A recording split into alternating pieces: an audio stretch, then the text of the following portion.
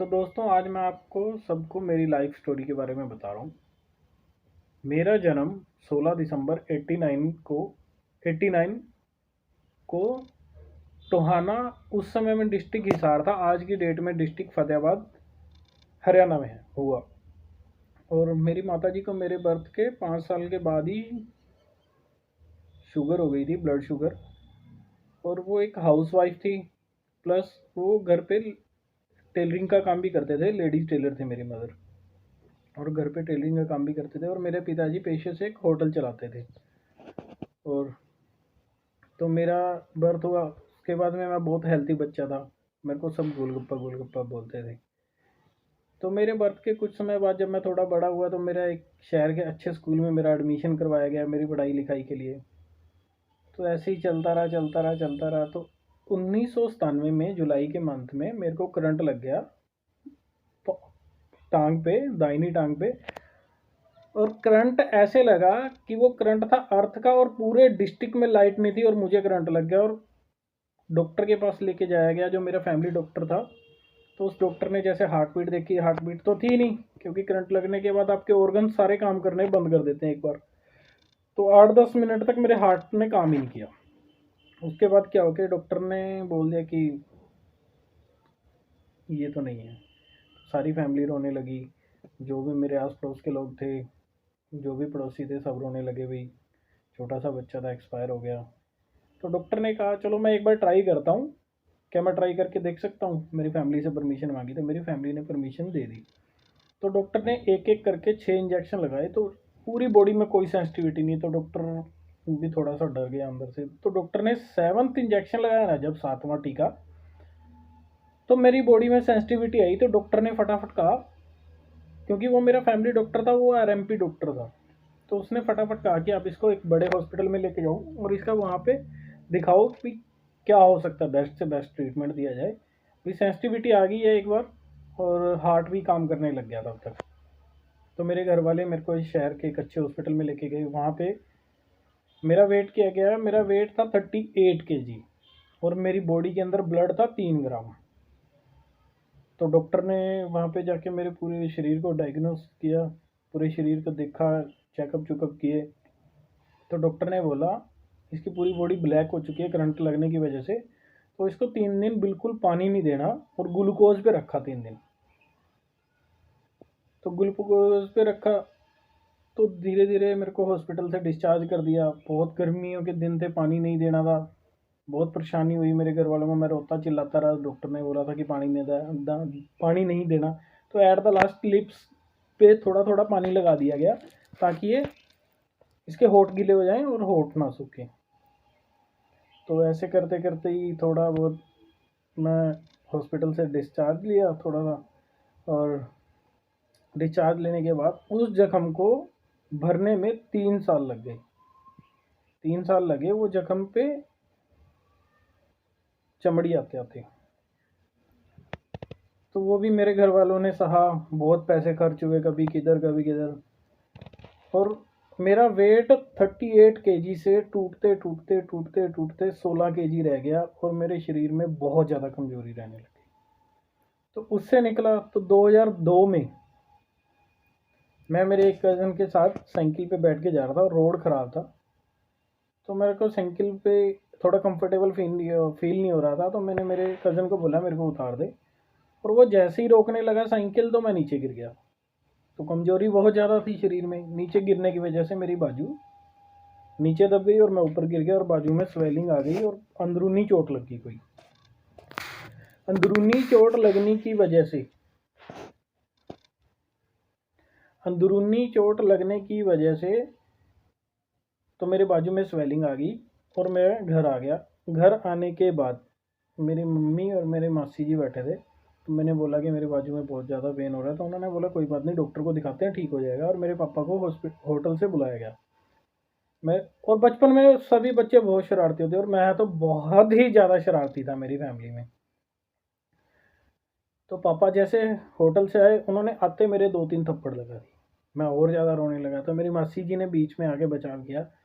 तो इसको मारेगा क्या बच्चे को? अब वो पहले ही रो रहा है, उसको डॉक्टर के पास क्या लेके जाना? तू तो आके इसको मारने लगा, मेरे पापा को डांटने लगे, क्योंकि मेरी मौसी जी मेरे पापा से बड़े थे, तो वो एक हक से बोलते थे, एक बड़ी बहन के नाते से। तो बोले कि इसको मार देगा क्या? चल तू नहीं लेके जाता तो छोड़, मैं लेके जाती हूँ इसको हॉस्पिटल। तो पापा जी हॉस्पिटल लेके गए, एक्सरे करवाए, डॉक्टर से राय ली। डॉक्टर बोला कि इसका तो ऑपरेशन होएगा, क्योंकि इसकी कोहनी टूट चुकी है। कमजोरी इतनी ज़्यादा थी कि साइकिल के गिरने से ही मेरी कोहनी टूट गई। तो बोला कि कोई गारंटी भी नहीं है कि इसकी बाजू सीधी भी हो पाएगी कि नहीं, और वेट उठा पाएगा कि नहीं। तो घर वाले डर गए। फिर दोबारा से पापा ने हमारे जो फैमिली डॉक्टर था उससे डिस्कशन की, बात की, तो उसने बोला कि आपको पैसे तो लगाने ही हैं। उस टाइम में 20,000 रुपये लगे थे मेरे ऑपरेशन पे। तो हम गए हिसार। फैमिली डॉक्टर ने बोला कि मेरा एक अच्छा दोस्त है, उससे बात करके उसके पास चलते हैं। तो हिसार में थे डॉक्टर चावला, हड्डियों के स्पेशलिस्ट हैं, ऑर्थो डॉक्टर आज की डेट में भी हैं वो। तो उनसे बात हुई, तो उन्होंने जाके वहाँ पे मेरा चेकअप किया, और चेकअप करते ही बोले कि इसका ट्रीटमेंट मैं कर दूंगा, और गारंटी देता हूँ कि इस बच्चे को मैं ठीक कर दूंगा, भले टाइम जितना मर्जी लगे। मेरे पेरेंट्स ने वहाँ पे ऑपरेशन करवाया, तो 1 से 1.5 महीने में मैं ठीक हो गया। तो ऐसे करते करते करते करते 2004 में जुलाई के महीने में एक दिन दोपहर को मैं, मेरी मम्मी, मेरे पापा, हम बैठे दोपहर को नीचे बैठ के चटाई पे खाना खा रहे थे। खाना खाते खाते पापा से उठा नहीं गया, और पापा ऐसे गिर गए पीछे की तरफ। तो एकदम से मैं और मम्मी भागे, क्या हो गया क्या हो गया? तो देखा, क्योंकि पापा का शरीर बहुत ज़्यादा हैवी था, तो हमसे उठ भी नहीं रहे थे। आस पड़ोस से पड़ोसियों को बुलाया, उठा के हम हॉस्पिटल लेके गए। तो डॉक्टर ने बोला कि पैरालाइज का अटैक आया, अधरंग का। हमारे तो पैरों के नीचे से ज़मीन निकल गई, ये क्या हो गया हमारे साथ? तो थोड़े दिन इलाज करवाया, घर आए, घर पे फिजियोथेरेपी करवाई। तो पापा ना अंदर से हार चुके थे, भाई ये क्या हो गया मेरे साथ। तो धीरे धीरे फिजियोथेरेपी करवाई, दोस्त मिलने आए, उन्होंने उनको साहस दिया, कुछ नहीं होता यार, किसी और को हुआ था वो ठीक हो गया। क्योंकि हमारे इंडिया में एक सबसे बढ़िया बात है कि जो भी कोई आएगा ना, वो ये कहेगा नहीं नहीं ठीक हो जाएगा। अगर आपको कैंसर भी है ना, तो भी आपके आस पड़ोस वाले आपको दिलासा देंगे ठीक हो जाएगा। तो ऐसे ही मेरे पापा को दिलासा दिया गया, मेरे पापा में भी हिम्मत आई। एक एक कदम से चलने से, पापा एक कदम आगे रखते थे, एक पैर तो ठीक था, दूसरे पैर की एडी के पीछे मैं पैर का अंगूठा लगा के वो पैर आगे करता था, तो पापा चलते थे।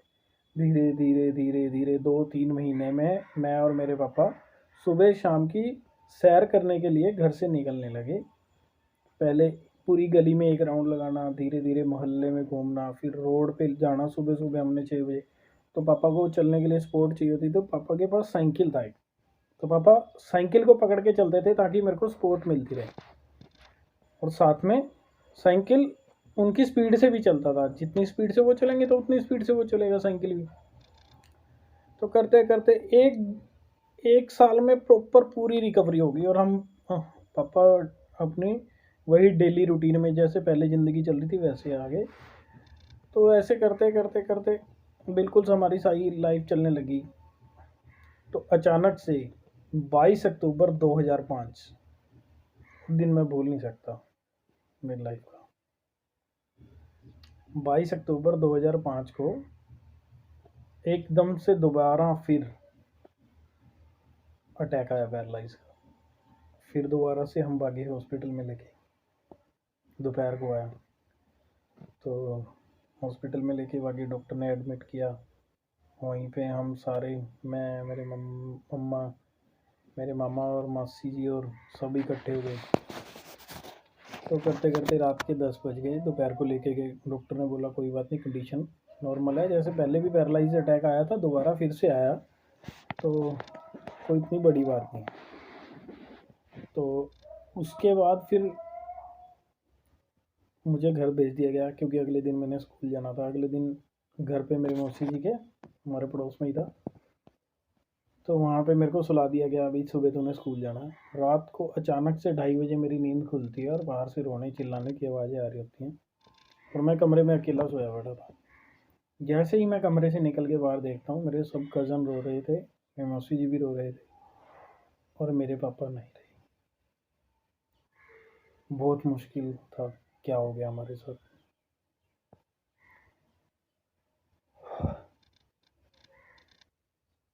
वो दिन भूल नहीं सकता मैं मेरी लाइफ का, क्योंकि 10 बजे तो मैं छोड़ के आया था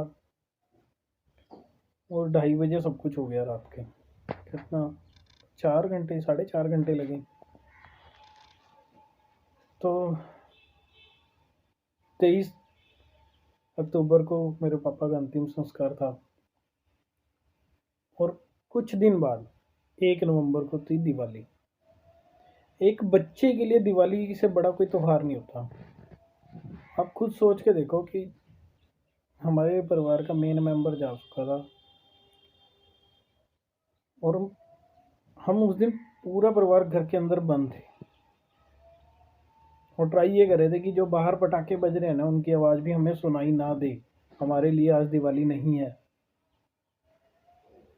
बहुत मुश्किल से करते करते, और उस दिन से मैंने कसम खाई कि मैं मेरे मम्मा से कभी पैसे नहीं लूँगा, और मैंने काम करना शुरू कर दिया।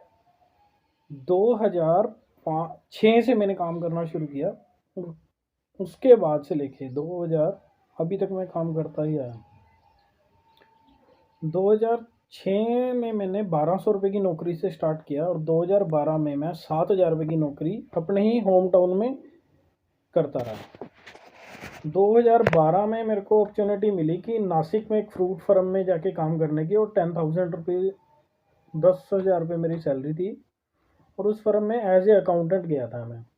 उस फर्म का काम नासिक में महाराष्ट्र, हैदराबाद और बेंगलोर, लखनऊ में था। तो मेरे को टाइम सीजन टू सीजन वहाँ पे जाना पड़ता था अकाउंट्स देखने के लिए। तो चलता रहा काम। तो मैं जब भी मेरे घर पे आता था ना, मैं हमेशा सरप्राइज़ देता था मेरी मम्मा को। मैं कभी बता के नहीं आता था घर पे, मैं सीधा रात को पहुँचता था, ऑलमोस्ट रात को 2:30-3 बजे पहुँचता था। गेट खड़काता था, मम्मी गेट खोलते थे, तो वो एकदम से चौंक जाते थे, तू कैसे आ गया। करते करते कुछ मैं भी पैसे कमाने लग गया। 10,000 से 12,000 तनख्वाह हुई, 15,000 हुई, 20,000 हुई। 24 दिसंबर 2017 को मैं घर आया, एक हफ्ते के लिए। और 30 दिसंबर को मैंने टिकट करवा ली, 31 दिसंबर को जाने के लिए रात की 2:30 बजे की ट्रेन की। पंजाब मेल जाती थी नासिक टोहाना से, तो उसकी मैंने टिकट करवा ली। टिकट करवाने के बाद 31 दिसंबर को रात को 2:30 बजे की ट्रेन थी। 31 दिसंबर 10 बजे तक मैं और मम्मी सोए हुए हैं, आराम से बातें कर रहे हैं हम। मम्मी ने राइस बनाए थे उस दिन मेरे लिए, मेरे को राइस अच्छे लगते हैं मम्मी के हाथ के बने हुए। मैंने मम्मी को बोला कि राइस बना दो, आलू मटर प्याज टमाटर डाल के नमकीन राइस बनाए मम्मी ने। और हम उस दिन 10 बजे सो गए। चलो मैं बाद में उठूँगा, एक बार ही सो जाते हैं, रिलैक्स हो जाते हैं। तो मम्मी भी सो गए, मैं भी। तो मम्मी को ना अचानक से रात को खांसी आने लगी। 10:15 बजे खांसी आनी स्टार्ट हो गई, और वो खांसी बढ़ती ही गई, बढ़ती ही गई। तो मम्मी ने बोला मेरे को हॉस्पिटल लेके चल। 10 मिनट में मैं और मम्मी हॉस्पिटल पहुंच गए बाइक पे बैठ के। मम्मी खुद से बाइक पे बैठ के गए, और खुद से चल के हॉस्पिटल के अंदर बेड तक गए। वहाँ पे जाके उनकी खांसी बढ़ती गई, सांस लेने में दिक्कत ज़्यादा आने लगी। तो रात का टाइम था, तो डॉक्टर को बुलाया गया। 10 मिनट डॉक्टर को आने में लग गए। तो इतने में मम्मी बोली कि मेरे को उल्टी आ रही है, उल्टी आ रही है। तो मैंने डस्टबिन उठाया, बेड के नीचे पड़ा था। मैंने कहा मम्मी इसमें उल्टी कर दो, मैं साफ़ कर दूँ। वो एक्चुअली उल्टी नहीं आ रही थी, वो एक्चुअली हार्ट अटैक आ रहा था, और मुझे पता नहीं था। डॉक्टर आया, डॉक्टर ने आते 2-1 मिनट लगाए। मम्मी को एकदम से मुंह से उल्टी निकली, ऐसे जैसे एकदम से पूरी दीवार पे फैल गई, और डॉक्टर पे भी आ गई वो उल्टी। और एकदम से लास्ट ब्रीथ ली, लास्ट सांस लिया, खत्म। डॉक्टर ने मेरी तरफ देखा, बोला सॉरी। मेरे पैरों नीचे से ज़मीन निकल गई। पापा चले गए थे तो मम्मा ने संभाला था हमें। अब क्या होगा। तो उसके बाद बस ज़िंदगी से हार गया मैं भी। मैं अल्कोहलिक हो गया उसके बाद, बहुत ज़्यादा। मेरी ज़िंदगी ख़त्म हो। तो धीरे धीरे धीरे 2021 में मैंने फिर मेरे दोस्तों ने मेरे को मोटिवेट किया, अरे कुछ नहीं होता भाई, वो नहीं है ना, वो तेरे साथ ही हैं, वो फील कर। मैंने फील करना शुरू किया, जो भी काम करता मेरे मम्मा पापा का नाम लेता, और मेरी लाइफ में कुछ ना कुछ अच्छा होना शुरू हुआ। मैंने अल्कोहल बिल्कुल बंद कर दी और दोबारा से अपनी पटरी पे आया। अब मैं हमेशा आंखें बंद करता हूँ और उनको फील करता हूँ और वो मेरे साथ होते हैं, और अपनी ज़िंदगी को कुछ अच्छा करने के लिए आगे बढ़ रहा हूँ ज़िंदगी में। और कोई भी दिखता है तो उसकी हेल्प करने की कोशिश करता हूँ, मेरे मम्मा पापा की शक्ल उनमें देख के। कोई भी कभी आपको गरीब मिले तो आप अपने बड़े बुजुर्गों की शक्ल देखो उनमें और उनकी हेल्प करो। और आप सब बताना आपको मेरी स्टोरी कैसे लगी, अच्छी लगी या बुरी लगी या कोई कमी लगी तो कमेंट ज़रूर करना, और चैनल को सब्सक्राइब कर देना। वीडियो अच्छी लगी हो तो लाइक कर देना। बहुत मुश्किल होता है अपने माँ बाप के बिना रहना।